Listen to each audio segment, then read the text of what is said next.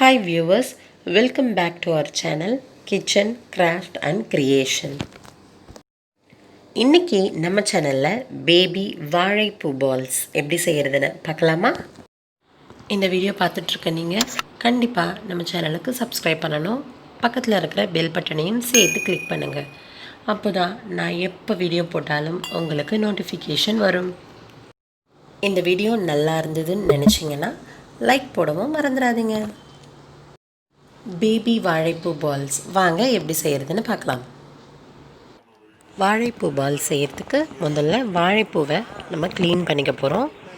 வாழைப்பூவை எனக்கு க்ளீன் பண்ண தெரியாது அப்படின்னு சொல்கிறவங்க கீழே டிஸ்கிரிப்ஷன் பாக்ஸில் ஒரு லிங்க் தரேன். அந்த வீடியோவில் போய் பார்த்தீங்கன்னா எப்படி வாழைப்பூ க்ளீன் பண்ணுறதுன்னு கிளியராக சொல்லியிருப்பேன். இப்போ நம்ம வாழைப்பூவை க்ளீன் பண்ணியாச்சு. நான் இங்கே எடுத்துருக்கிற வாழைப்பூக்கள் எல்லாம் பிஞ்சு வாழைப்பூ.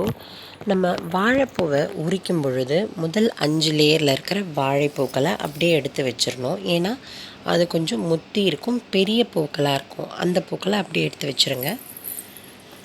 அதுக்கப்புறம் நம்ம உரிக்கும் பொழுது வாழைப்பூவினோட அளவு சிறியதாகிட்டே வரும். அந்த மாதிரி பிஞ்சு வாழைப்பூ தான் எடுத்துக்கணும். அதை மஞ்சள் கலந்த தண்ணீரில் போட்டு வச்சுக்கோங்க.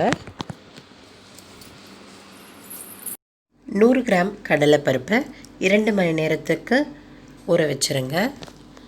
இந்த ஊற வச்ச கடலைப்பருப்பை நல்லா கழுவி ஒரு மிக்சர் ஜாரில் போட்டு அது கூடவே 1 டேபிள் ஸ்பூன் அளவு சீரகம் சேர்த்துக்கோங்க. 1/2 டேபிள் ஸ்பூன் அளவு சோம்பு சேர்த்துக்கோங்க. இப்போது நம்ம இதை அரைக்க போகிறோம்.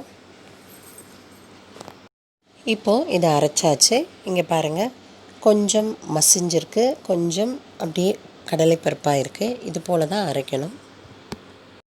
அரைச்சி வச்ச இந்த கடலைப்பருப்போட பொடியாக நறுக்கின ஒரு வெங்காயம் சேர்த்துக்கோங்க. காரத்துக்கு ஏற்ப 1 அல்லது 2 பச்சை மிளகாய் நறுக்கி போட்டுக்கோங்க. பொடியாக நறுக்கிய கருவேப்பிலை கொஞ்சம் சேர்த்துக்கோங்க.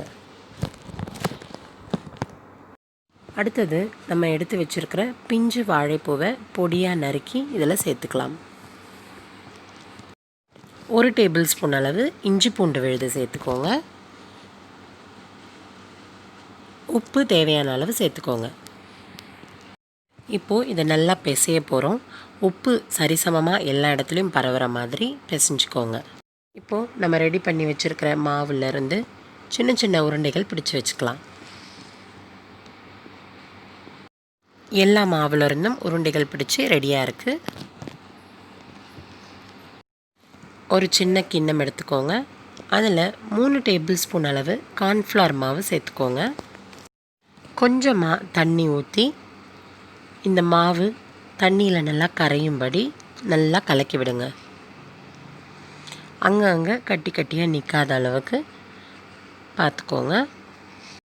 அடுத்தது வேறொரு கிண்ணம் எடுத்து ரஸ்கோட தூளை ரெடி பண்ணிக்கோங்க. இது போல் தேய்ச்சிங்கன்னா ரஸ்க்கு தூள் நமக்கு கிடச்சிரும். நம்ம ரெடி பண்ணி வச்சுருக்கிற உருண்டைகளை இந்த கார்ன்ஃப்ளவர் மாவில் நனைச்சி எடுத்து அதுக்கு மேலே ரஸ்க் தூளை தூவி விடணும். எல்லா இடத்துலையும் படும்படி நல்லா தூவி விட்டு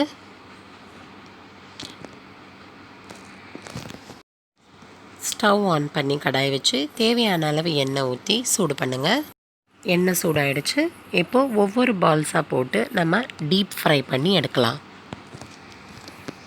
மீடியம் ஃப்ளேமில் வச்சு ஒவ்வொரு பால்ஸாக போட்டு ஃப்ரை பண்ணுங்கள். ஒரு பக்கம் வெந்ததும் திருப்பி விடுங்க. திருப்பி போட்ட பக்கமும் நல்லா கோல்டன் ப்ரௌன் கலரில் வேகிற வரைக்கும் வெயிட் பண்ணுங்கள். இப்போது எல்லா பக்கமும் நல்லா வெந்ததுக்கப்புறம் நம்ம வெளியில் எடுத்துடலாம். இது போலவே நம்ம பிடிச்சி வச்சுருக்கிற எல்லா உருண்டைகளையும் போட்டு ஃப்ரை பண்ணி எடுத்துக்கோங்க. கரகர முறுமுறு பேபி வாழைப்பூ பால்ஸ் ரெடி. எப்படி இருக்கு குட்டி பாப்பா? எப்படி இருக்கு? கடி கடி. எப்படி சீக்கிரம் எடு மானமா நானே ஏய் எடு வர இத நான் என்ன பண்ணுவேன்